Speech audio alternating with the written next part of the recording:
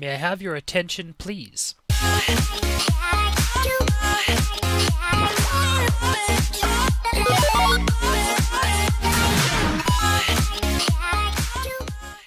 Hey guys, Commander Keen here with my second Borderlands 3 video, this time touching on a new melee mechanic with Amara and a new build that synergizes well with it. I'm really excited to show you guys this. Hope you have a lot of fun. Let's check it out.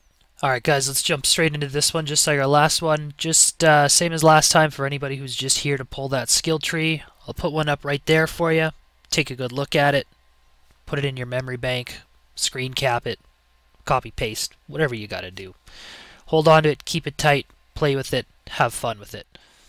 Alright, our blue mythical assault tree is going to help us out with the gameplay portion of it. We have 1 and 1 in Divine Tapestry and Do Harm because we needed the points somewhere. 3 to 3 in Fast Hands. 3 to 3 in Transcend so we can spam that and get extra critical damage. Alacrity, we had extra points. Restless, we had some extra points, and let's keep our cooldowns as low as possible. Ascendant, you should just always take Ascendant. Laid Bear and Wrath we are taking because we want that bonus damage after our action skill, which we're going to be spamming constantly. From Rest, we had an extra point. Do what you want with this. Always put a point in a Remnant if you make it down here because it's too much fun. And finally, we really want this Capstone. We really need to be able to spam our action skill element as often as possible. Our Red Fist of the Elements tree is all about boosting our elemental damage. 5 out of 5 in Anima is going to help us self-dot to keep the damage pool high that Groundbreaker is pulling from, since self-dots do count.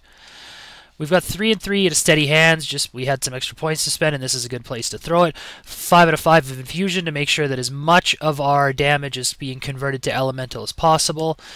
We have filled out Illuminated Fists because we want the extra melee damage and we want that melee damage to be converted to our action skill element. 5 out of 5 in Tempest. We're doing Elemental. We want Tempest. Dread is nice because we get increased gun damage after an enemy is grass. This is going to help with mobbing. And we come all the way down here just to get 1 point into Sustainment so we don't die as much. Taking a look at our green tree, you can see that we've got 5 points into Root to Rise here to help us stay alive since we're going to be self-dying ourselves basically constantly. We've got 2 points into Clarity thanks to our class mod that's going to help us regenerate health a little bit. We've got a point into Helping Hands, which is going to help a little bit with tankiness, also thanks to our Calm. I've put 5 out of 5 into Arms Deal to really maximize our splash damage potential with the White Elephant. We've got 2 points of Mindfulness thanks to the Calm. You can gain a lot of extra damage by throwing points into here, but I play with Speed Demon, and I feel like my movement speed would be too high for my skill level if I was to exceed this, so I just throw 2 points into there. The last point that we've got kicking around, I threw into Find Your Center to scale our melee damage to help scale our elemental damage further. Now as far as action skill and action skill elements go, your playstyle is going to dictate this. I recommend, as usual, Ties That Bind, either going to Stillness of Mind or Soul Sap for your health, and your action skill element is going to be dictated by your situation. Moving over to our gear tab is where you can really see just how serious this new interaction is at pumping out damage.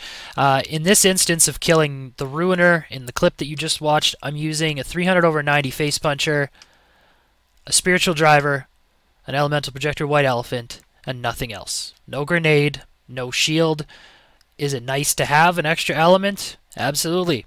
Is it nice to have an extra effect on your shield? Absolutely. Is it necessary to one-punch the Ruiner? As far as the mobbing portion of this build goes, we're going to go again with the same Frozen Heart from the Popsicle Amara build. An ASE, activate any effects that trigger on Shieldbreaker Fill Frozen Heart. The crowd control in this is ridiculous, and it also benefits this build greatly by dealing 300% increased melee damage to frozen targets, which in a mob is pretty much going to be everything.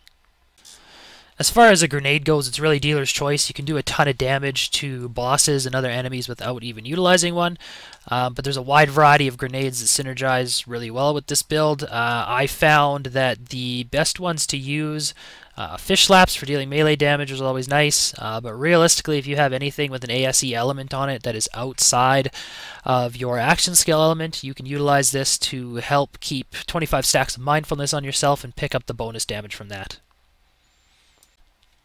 So how does this work? If we're abusing Groundbreaker so efficiently, where are we pulling this 25% from? What pool of damage is this coming from? Especially if we're bossing. There's not a lot of damage being done before we deal with a boss and one-shot it. Well, as it turns out, self-dotting yourself with a spiritual driver adds to that damage pool. The damage output of Groundbreaker is influenced by all damage dealt by non-melee sources, including damage you deal to enemies and also to yourself. We're getting a secondary wave of Groundbreaker coming from the first wave of Groundbreaker.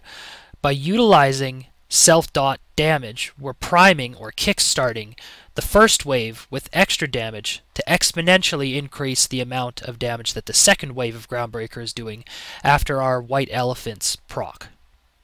On top of all that, let's not forget that we are using a 300/90 FacePuncher to boost all of the damage that we've done to ourselves and to our enemies, including the damage from the FacePuncher, the damage from White Elephants exploding, our splash damage, our elemental damage, and including the dot damage that we have issued to ourselves. If you are holding a 300/90 FacePuncher or any gun in your hand, and you start dotting yourself with a spiritual driver, that 300/90 will apply to you if you're over 90% health. Try this next time you have a driver on. Throw a dot on yourself. Watch how much faster it ticks down when you're holding a 300/90 gun. This extra damage is just further helping prime the second wave of Groundbreaker that comes from the explosions of the White Elephants. And for the really crazy stuff during mobbing and bossing, take everything that I just said before and add an extra 300% to it, since we are attacking frozen enemies. So what do we know? We know that the FacePuncher with White Elephants can proc Groundbreaker 2 times back-to-back very, very quickly, taking advantage of that 5-second damage pool that it pulls that 25% from. So by self-dotting ourselves, we are adding a whole bunch of extra damage to that first pool, which exponentially increases the output of the second pool, to the point where you can pretty much one-shot anything in the game. Taking advantage of this means easier mobbing and very much easier bossing and the potential to speed farm faster than ever before. Keep an eye out for a more in-depth video explaining the inner mechanics of this and some impressive demonstrations by Moxsy, who is also very interested in this mechanic and has been playing around with it the last few days. Keep an eye on that for something a little more scientific than what you've seen here. But for now, I just wanted to get something out there so you guys could have some fun with this and see what this build was capable of. Thank you very much for watching this video. Again, if you liked what you saw, don't forget to like, share, subscribe, all those other social media buzzwords. And until video number 3, I'll see you guys later. Thanks.